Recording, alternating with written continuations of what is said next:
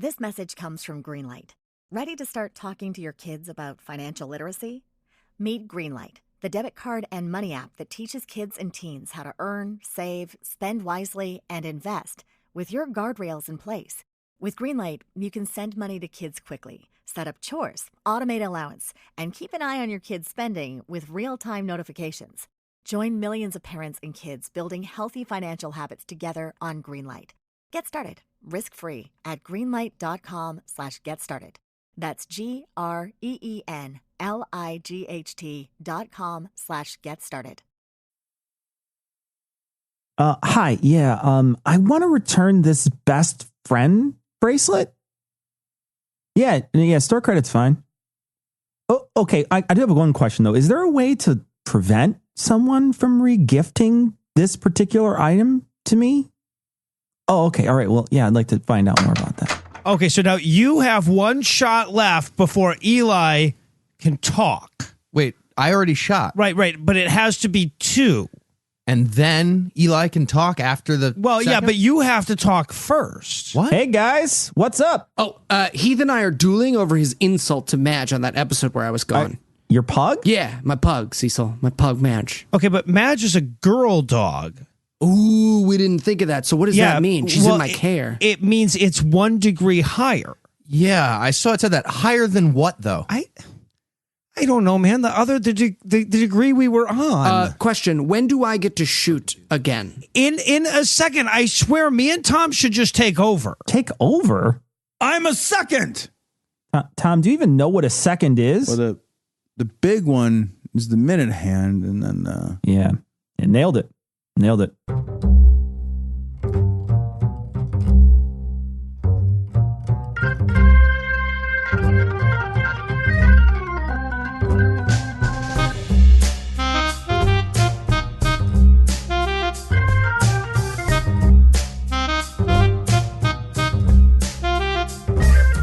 Hello and welcome to Citation Needed, the podcast where we choose a subject, read a single article blotted on Wikipedia, and pretend we're experts, because this is the internet, and that's how it works now. I'm Noah, and I'll be mitigating the damage tonight, but I won't be doing a very good job, and I'm going to preemptively blame my co-host for that. First up are two men who settle their differences the old-fashioned way, through not caring about them very much, Heath and Eli. Yeah. I felt feelings the other day. It was not fun. I did not enjoy that at all. Feelings are... meh. Okay, for your information, it's called psychopathy, and you're being ableist. So just think about that. Yeah. Wow. Ooh. Tweeted him. And also joining us tonight, two men who settle their differences with a lifelong competitive eating showdown, Cecil and Tom. Every time I eat anything, I dip it in water and then shake a little to make more room. I do that wiggle, you know? Kobayashi shuffle. Yeah, no, of course. Yeah. Look, it's not a contest if everyone loses. That's so true. Oh, I think North Korea is going to prove you wrong, sir. And before we get to the meat of the episode, I want to pause for a minute to thank our patrons. Without our patrons, I'd have nobody to thank during this segment. And then I'd just be flailing around here like a sound editor winning an Oscar, and nobody wants that. Seriously, why the fuck don't they just tuck that into the technicals? Who gives a shit about sound editing? Anyway, if you'd like to learn how to become a patron, be sure to stick around till the end of the show. And with that out of the way, tell us, Cecil, what person, place, thing, concept, phenomenon, or event will we be talking about today? Those sound editors do a lot of work. Those sound editors work real hard, though. It's very, very hard. We just lost a pledge from Hans Zimmer. Does anyone know this guy? Lost a pledge? So today we're going to be talking about a subject very near and dear to my heart, the code Duello. I'm not going to say it like that. Good. That was a condition. That was a condition of mine going forward. And I didn't know it was going to be said like that. You drew the short straw this week. It's Duello. We're going Duello. Heath, Duello. It's going to be Duello. Yeah, there. That's plenty. That's It's going to be plenty. fucking Duello, all right? Here in New York, we fucking get around a nice campfire. Ashley and Karen are here. My bro Mikey G, Riblets here. We're going to talk about the code fucking Duello. It's going to be fucking great. We're going to fight with our shirts off. We're going to hug. Go home with a different set of toothy women. All right. I don't take my shirt off. That's ridiculous. Why would I take my shirt off? Gross. Nobody wants that. So, Heath, what is the code Duello? Great question, Noah. All right, so a code Duello means a code of dueling, and it's an official set of rules established for the type of one-on-one combat known as a duel. And the code Duello generally refers to the most famous and widely adopted of the codes Duello, which was written in Ireland in 1777. Fucking course it was written in Ireland. Okay. Yeah. Ireland, just fucking two guys hurling potatoes and whiskey at each other and trying to remember the name of the wife they abandoned. Beautiful country. Beautiful country. Racist. A lot of them are Catholic, and they take the marriage seriously. They don't get divorced. It's a thing. No, they Some just people- leave. Some people take that seriously. Anyway, the code Duello eventually spread to the rest of Europe and also the New World, where it was the basis for the rules of head-to-head gunfights going forward. Yeah, really important to codify your barbaric rituals long after we all know better. That's why my circumcision book for kids is so important. Head-to-head gunfights. I'm not going to gunfight unless the tips touch. No, you touch your tip to mine. Then we start. No, you first. You're first. That's what the rules about this. Yeah, settling your differences through competitive circumcision would be amazing. If we can only bring one thing into the world through this show, let that be our legacy. Okay, wait. I have questions. Is it speed or are we going for the technicals? Like, I need more information on the judging. Yep. It's Smart. It's definitely Smart. technicals. Yeah, absolutely. Okay. All right. Nope, speed. Wrong. Are we going Well, for a there's a specific speed shape when we're component. done? Is it? It's like Nathan's contest. You want to get as many as possible. Jesus Christ. Before we get into the details of the Code Duello of 1777, here's a little background on the practice of dueling in general. As most people already know, a duel is a formal combat between two people in which they agree to settle a dispute by battling each other in front of witnesses using agreed-upon weapons and rules. It's been around for centuries, with a variety of formats arising in different parts of the world. But regardless of all the variations, the unifying thread seems to be, if I kill you, it turns out I was right about whatever the fuck it was. And also, and this is the most important part, we both have big dicks. Right. That is made clear. Okay, question. Has anyone ever been like, okay, I choose rubber chickens. Yeah, I fucked up your duel. You got to kill me with a rubber chicken now. Okay, great. Now I have to add that to my bucket list. My bucket list is now just a list of ways I want to die. It's just all it's I was become. assuming it was ways you wanted to kill Eli. My bad. They're not often mutually exclusive, Noah. That's my bucket list. Now I want Tom to go to MythCon with a rubber chicken. It'd be so fun. All right, so dueling has its origins in the ancient tradition of single combat, in which full-scale army versus army warfare was sometimes replaced by a battle between a champion chosen by each side to represent them. Which is also a perfectly acceptable way for a modern African nation to choose a king, Eli, you fucking racist. Ouch. And in Western cultures, this idea helped inspire the practice of judicial dueling. In medieval Europe, when a legal dispute couldn't be decided by confession or by evidence, it would often be settled using trial by combat. Again, the guy who murders the other guy in a fight was the one who was telling the truth, obviously. Right. Wait, so the guy who murders the other guy, he's telling the truth. So, like, that's what the Clintons did to Vince Foster, right? Is that, It lives on to this day. When you first said judicial dueling, I was assuming they were going to fight with their little hammer. Oh, gavel duels? Would be Yeah, the that'd be best. awesome. All right, so there were two types of duel that arose from trial by combat during the Middle Ages. One was called feat of arms, and the other was called chivalric combat. The feat of arms was like the single combat tradition, in which two large parties would settle their argument by each picking a knight to represent them. And the knights would dress up in full armor, like I'm assuming Cecil is dressed up right now, and fight with the agreed upon weapons. I am. I think that's a Tacit's understanding, Heath. Huh? Tacit's? You get it with the Tacit's. Medieval armor deep cuts, everyone. Medieval armor deep cuts, your recitation needed. Eli Gorget's it. That works better on the page, actually. That works better on the page. Gorgets. So Thank you for mispronouncing it. Oh, you thank him. Cecil couldn't bring himself to mispronounce it for his own couldn't joke. mispronounce it. I said Eli goes Jason. I couldn't mispronounce it. I couldn't. So, chivalric combat, on the other hand, as opposed to the feat of arms, chivalric combat was the none shall pass thing. A knight or a group of knights would stake out a well-traveled spot like a bridge and insist that you had to duel if you wanted to get past. I would take that over traffic on the GW. Be so much more interesting, yeah. Or you could leave your spurs and walk away in disgrace. That was the other Yeah, option. that too. I would take that too. Yeah. And there's one other wrinkle. If single women went through, they'd leave a glove or a scarf, and the next time a traveling knight beat up the, house band knight at the bridge, he'd take the lady token and redeem it for a fuck. What? Or he'd refuse the fight and go fuck whoever he wanted anyway, because consent wasn't really a thing yet. They were still hammering out the kinks in chivalry at that point. Fuck, why are they doing this? Like, why are they standing on the bridge? Like, were they just bored or in a fraternity or something? I don't. So, in addition to all the knight stuff, several other dueling formats popped up around the world at different times. For example, in parts of India, aging warriors would decide it was time to die, and they'd challenge somebody who was obviously going to kill them in a duel. These were called Yudadan, which literally means combat charity. The charity being free euthanasia via hitting you with a giant maraca called a gada or a mace until you die. That really doesn't sound much different than a nursing home, though. I mean, it's probably much rather have a nurse carry around a giant mace she just called bed sores. I think that would be much easier.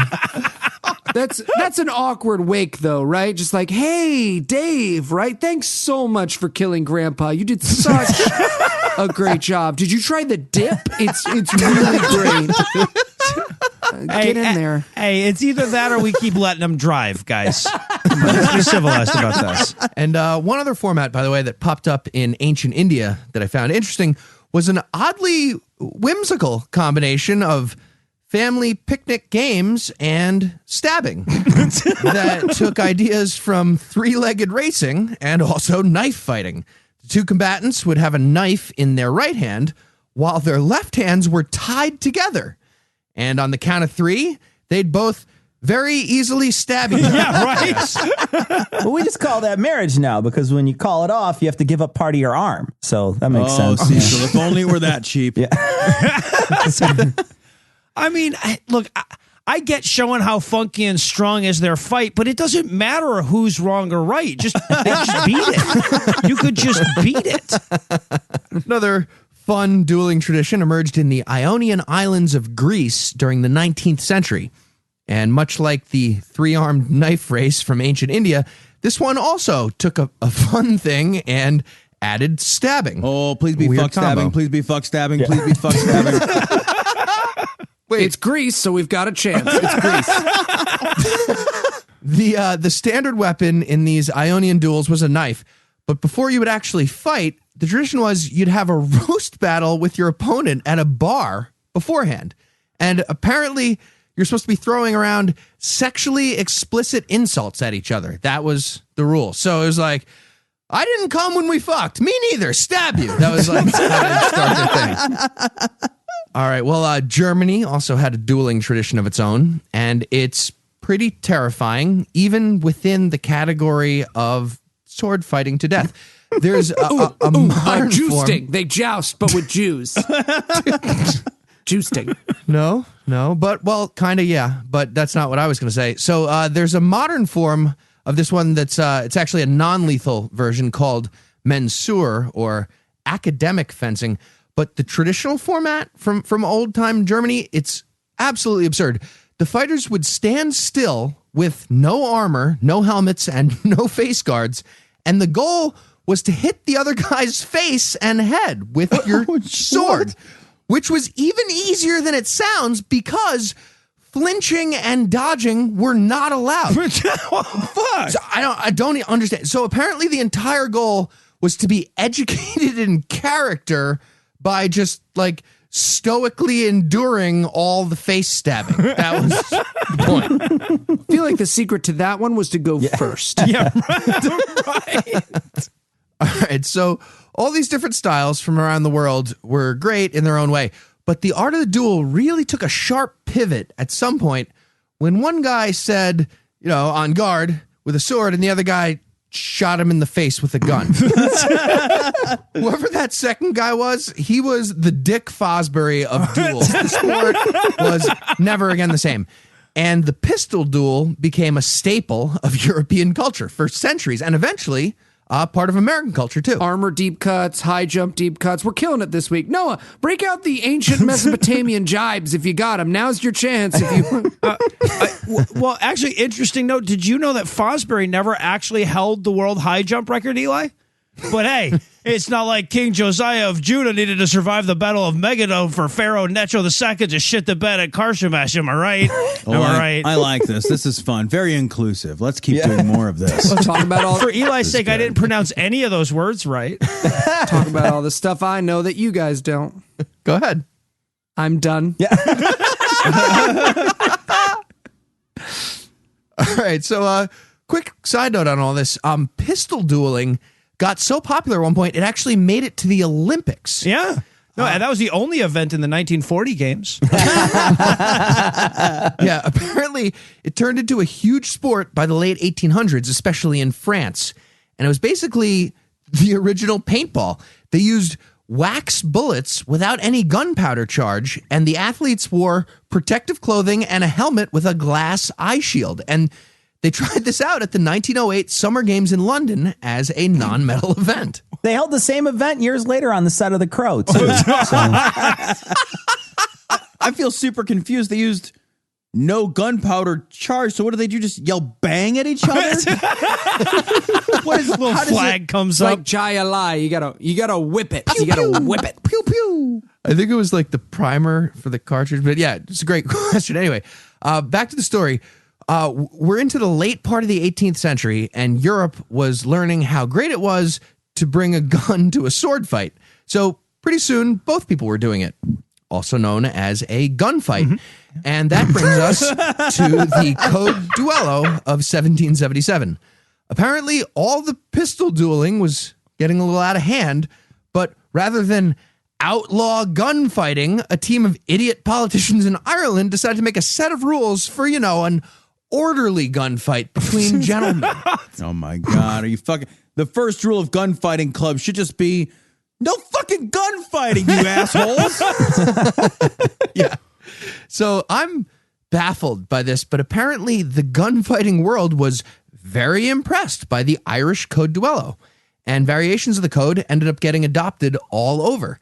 And as we all know, nobody loves a robust set of rules about guns more than Americans, especially in the American South, where everything from political campaigning to the phrase, pardon me, was being replaced by duels at this point. All right, well, it sounds like we're about to get into the official rules of the Code Duello, but before we do, let's take a quick break for some apropos of nothing.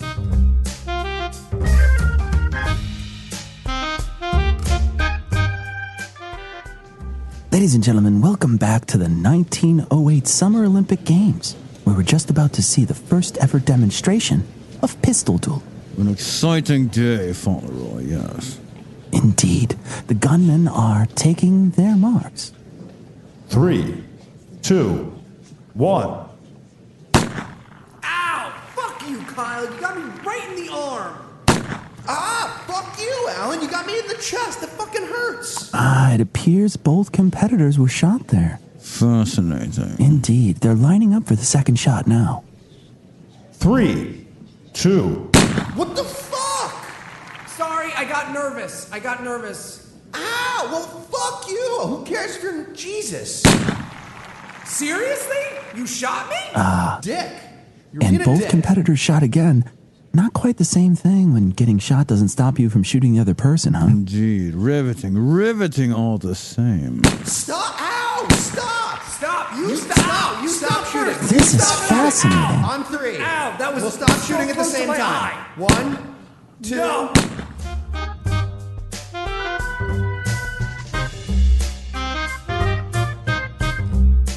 And we're back. When we left off, Heath was hinting a little too heavily on how Tom and Cecil might finally settle the proper way to scoop Neapolitan ice cream debate. Yeah, Heath, into the trash.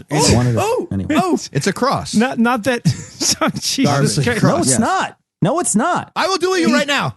I demand satisfaction, Yeah, Cecil. fucking let's do it. I choose the weapons. You challenge me, motherfucker. Heath, you don't want this. Why would you let Cecil choose the weapons? This is literally what he's been waiting for years. Terrible trap. Terrible trap. He has a big calendar. He just circled the day on it.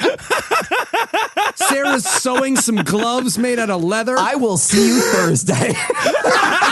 That'll be fun. We'll spice up OKC. And now you've done it. Now you've gone and made Cecil happy. You wouldn't like him when he's happy. All right. Not that I'm looking forward to increasing our share of the show's profit by 5% each, but just in case someone was interested in doing something like that, what were them rules you were talking about? 5% assumes only one of them dies in the duel. Well, I'm assuming, because it's Cecil and it's a duel with, no offense, man, but... All right, I withdraw. Whatever we were, I felt like we got kind of mad at each other earlier. It was just like, hey, it was overblown. I don't like. It was just words, and like I think we can all agree that I was clearly kidding. Obviously, you skip across. We need to be on the field before I accept your apology. We'll get to that in a minute. Back to the story. These Irish leaders, they all met up in the summer of 1777 and came up with 27 official rules of gunfighting, and they are the silliest. So let's just get right into it. Rule number 1, the first offense requires the first apology, though the retort may have been more offensive than the insult.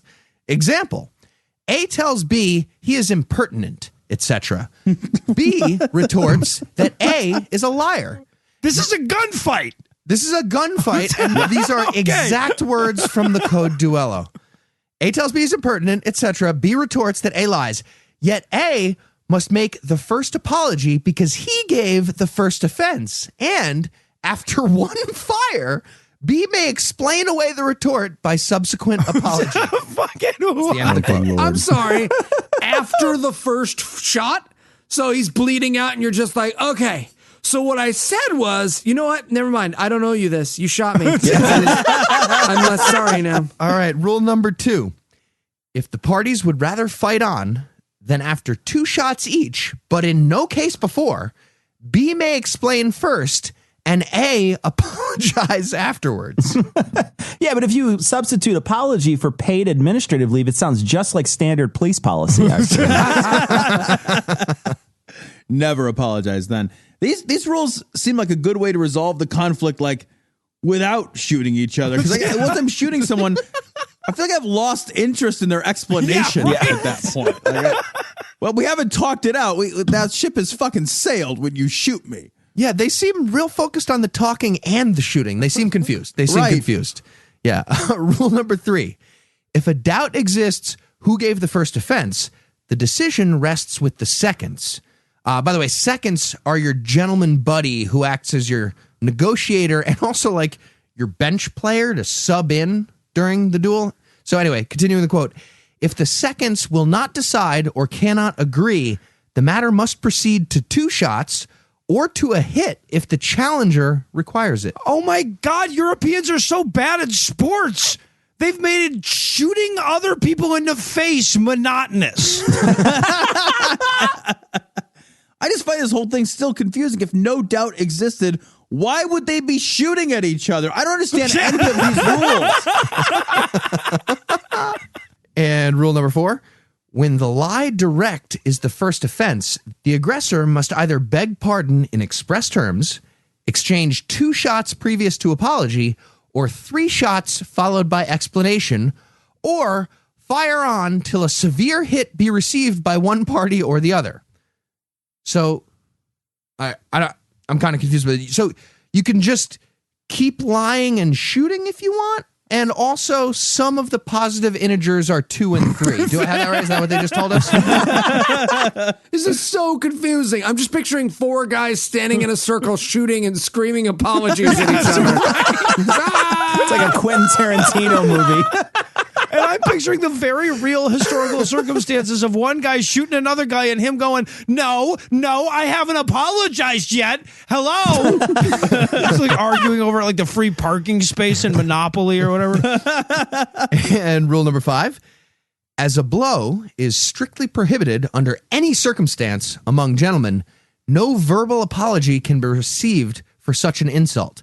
The alternatives, therefore, are 1, the offender handing a cane to the injured party to be used on his back, at the same time begging pardon, or 2, firing until one or both are disabled, or 3, exchanging 3 shots and then begging pardon without the proffer of the cane. I mean, they're trying to make this sound civilized, but what's actually happening is blam. Are you sorry now? Blam, blam. How about now? Can I hit you with a cane now?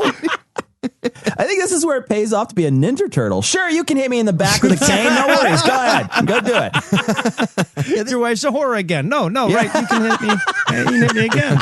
This is just sex play. Like, guys whacking the shit out of some dude. Say it. No, I don't want. Say it. Say you're sorry, you bad boy. Say it. Kidding me? Jokes on whatever ancient Victorian version of some guy went up against me, where I would just be like, hey, flick you. Oh, no, don't use the cane. Eli, I can really see your erection. No. Got to follow the rules of the code Duello. Let's take our shirts off. Now we're both sorry. Yeah.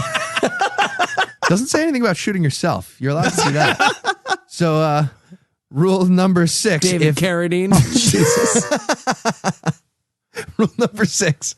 If A gives B the lie and B retorts by a blow, being the 2 greatest offenses, no reconciliation can take place until after 2 discharges each or a severe hit, after which B may beg A's pardon for the blow, and then A may explain simply for the lie, because a blow is never allowable. And the offense of the lie, therefore, merges in it. So, what? Are people... I get it. It's atheist podcasting. I follow it. Okay, I don't like these rules. Like, a blow is always allowable. Who turns that down? I would take one at the morgue identifying the body of my firstborn son. Oh, Jesus all right. Christ. That's when you need one. If you're in, I'm in. I'm just weird on you. Not Tom and Eli are really making us add to these rules. We need several new rules now. All right, number 7. No apology can be received in any case after the parties have actually taken their ground without exchange of shots. Rule number 8. In the above case, no challenger is obliged to divulge his cause of challenge, if private, unless required by the challenged so to do before their meeting. I don't have to say when he caught me with my dick in. I don't have to say rule number 8, motherfuckers. Look it up. Just shoot me. Like, why are we dueling? None of your business. Yeah, right. I'm in the duel. Rule number 9. All accusations of cheating at play, races, etc., to be considered equivalent to a blow. I think a blow means punching or hitting. Is that what they mean by that? Okay. So any kind of cheating at stuff is equal to the blow, but may be reconciled after one shot on admitting their falsehood and begging pardon publicly. And I think some of these might be good White House rules, too, actually. Rule number 10. Any insult to a lady under a gentleman's care to be considered as by 1 degree a greater offense than if given to the gentleman personally. So that's a fun one. You know when your drunk girlfriend starts mouthing off to some huge dude at the bar? Let's go ahead and escalate that with a gunfighting rule about it. That'll be perfect. Right, and for if your Heath. girlfriend hits him and he replies by yelling a lie about her cheating at races, everyone shoots themselves and then apologizes to me. The Irish had to really think this all the way through. That is the rule. I'm pretty sure Eli correctly synthesized everything so far. Yeah, they did not think it through. So, number 11, offenses originating or accruing from the support of ladies' reputations to be considered as less unjustifiable than any others of the same class and as admitting of slighter apologies by the aggressor. Okay, wait. Isn't this a book by Jordan B. Peterson? No, it's too clear. It's too clear. Are we fighting about this? I don't know. Hang on. I have to diagram this sentence first to figure this out.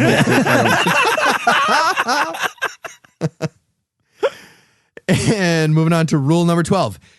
If you're fighting with swords, first draw, first sheath.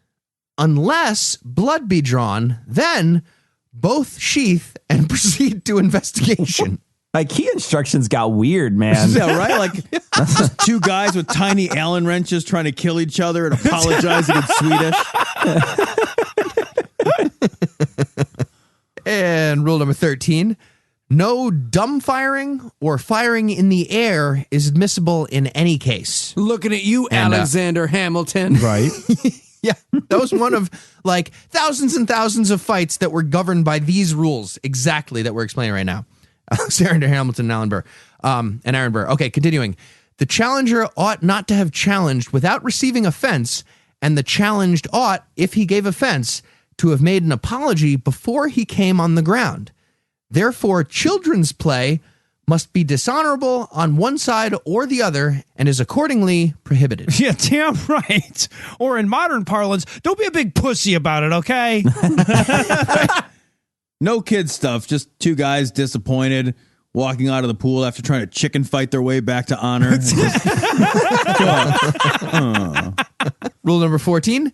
Seconds to be of equal rank in society with the principals they attend, inasmuch as a second may either choose or chance to become a principal, and equality is indispensable.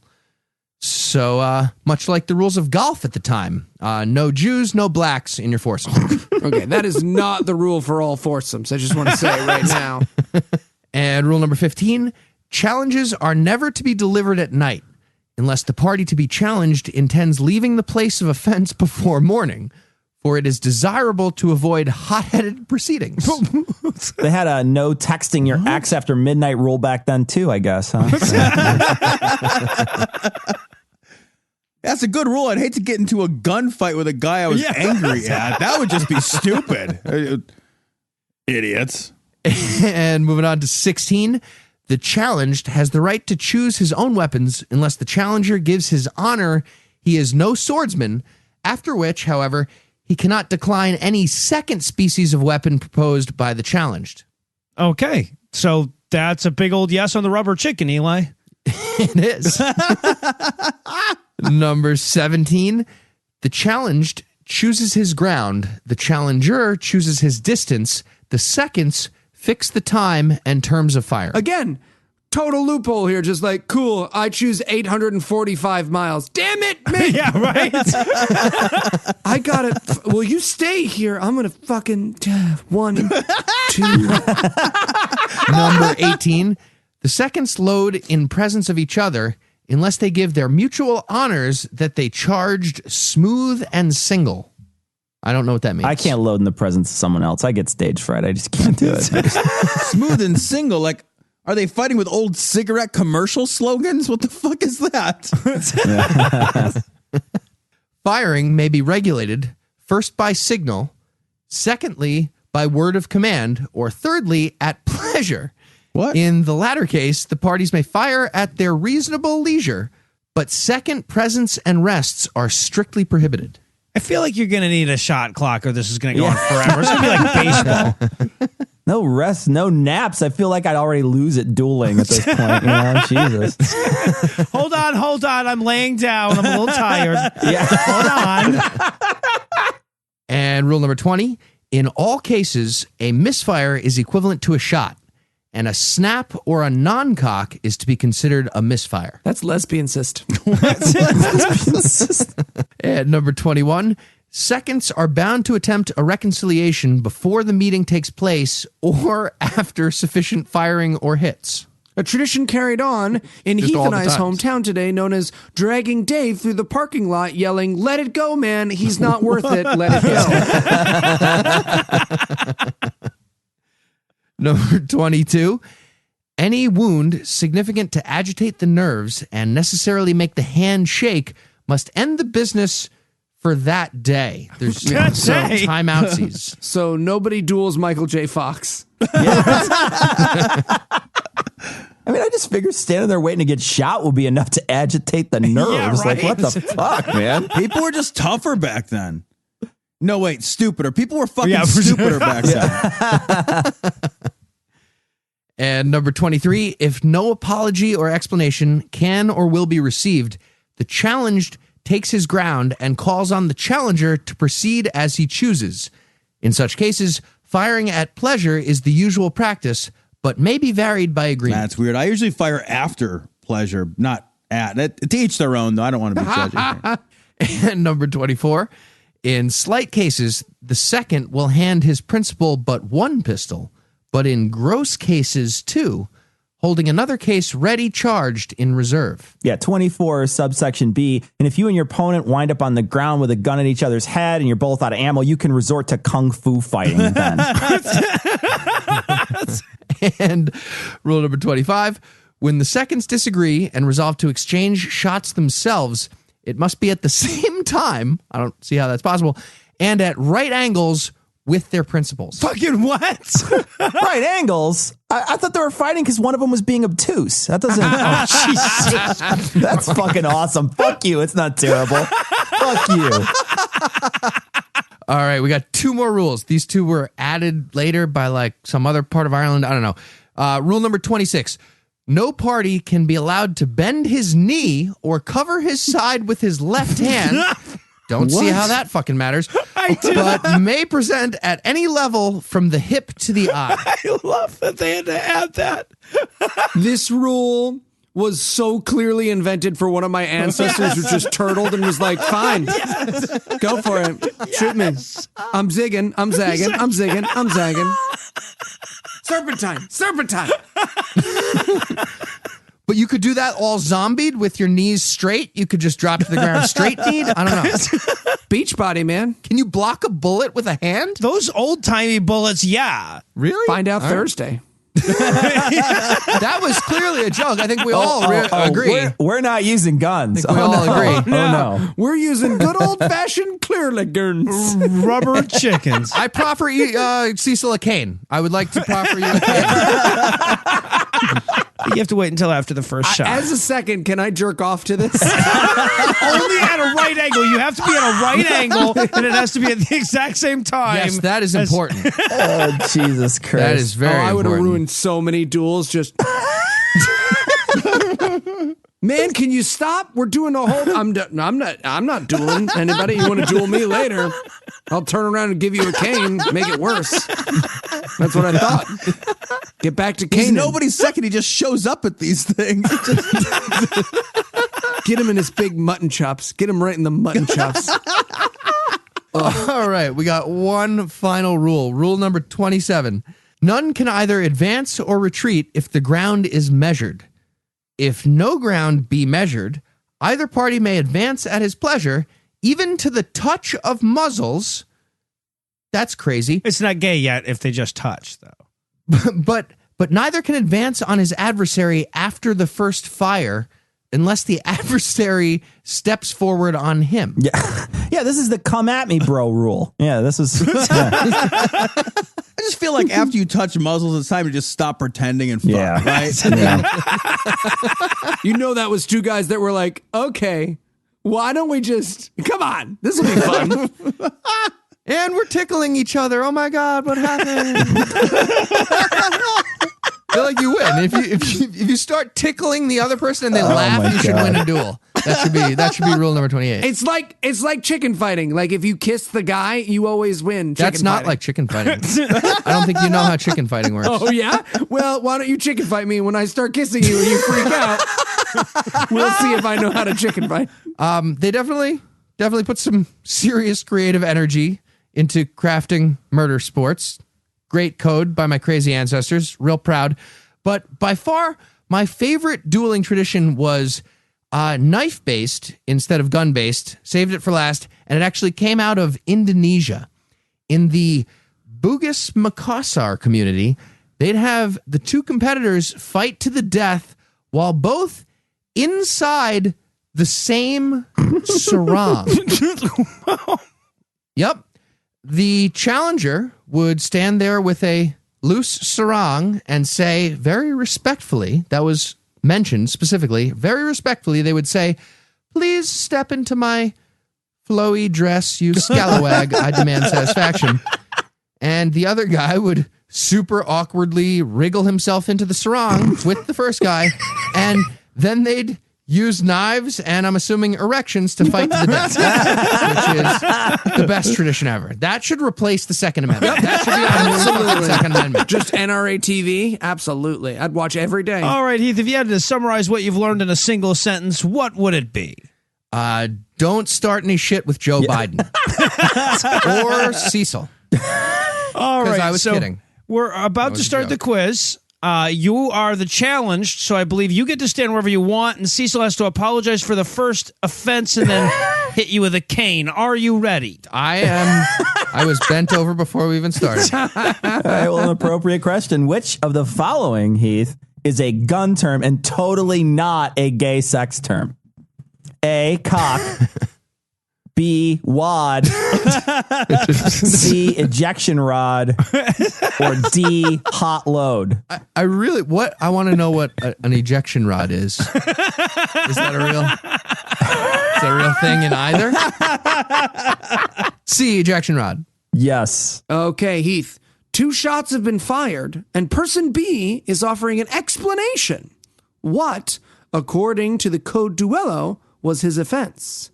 Is it A, oh my God, who cares? Okay, you need another one. B, other. Yeah.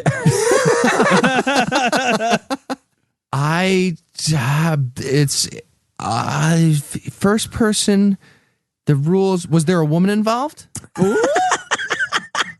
Because it changes it? In this case, A, yes. B. Yep. Funnier than tulips. Fuck you. All right. Dueling is a genuinely stupid way to solve any disagreement at all. What are other options that are preferable? A, rock, paper, scissors. B, wet t-shirt contest. Overlooked. C, a winner-takes-all game of mousetrap. Not often used. It won't work, though. The hand won't push it into the tub. I'm sure. Or D, Can't Judge Judy. It should just all be Judge Judy. I'm saying I've definitely won many a wet t-shirt contest. It is B. Yeah, and I was going to say, Cecil, on Thursday, I challenge you to a wet t-shirt contest. You can't challenge me. I get to choose the weapons if you challenge me. Never mind. I choose moobs at 5 feet. All right. Snippity, slap. All right. Now, if I'm getting this right, Tom fired after B offered the third offense to A while holding the Calvin ball. So he is our winner tonight, which means that he's going to take over as host next week, and he gets to decide who does the essay next week because, let's face it, our Code Duello isn't much clearer than the one that Heath just went through. All right. Well, I will pick you, Noah, because you just said my name, and I feel like I should say yours now. Yeah, well, no, it's in the script and everything. Okay, well, now I'll toss it over to Sarah for last week's Twitter answer and this week's Twitter question. Thanks, Noah. Last week's question was, if the guys were to start an altcoin, what should they call it? The answer comes from Freudian Slip on Twitter with this: Pugga Pega Coin. This week's question is, what should be rule number 1 for dueling while inside a sarong with your opponent? Just retweet or Facebook share this episode with your answer for a chance to be next week's winner. Back to you, Noah. All right, well, for Cecil, Eli, Heath, and Tom, I'm that other guy thanking you for hanging out with us today. We'll be back next week, and by then, I'll be an expert on something else. Between now and then, you can catch more of Tom and Cecil by listening to Cognitive Dissonance or going anywhere harmful microbes are present. You can also hear more of Heath, Eli, and me on The Scathing Atheist, God Awful Movies, and The Skeptocrat because we work hard, too, no matter what the guys with the job say. And if you'd like to help keep this show going, you can make a per-episode donation at patreon.com/citationpod or leave us a 5-star review everywhere you can. And if you'd like to get in touch with us, check out past episodes, connect with us on social media, or check the show notes, be sure to check out citationpod.com. Stop shooting. You stop. 3, 1, 3, shot you. Marketing is hard. But I'll tell you a little secret. It doesn't have to be. Let me point something out.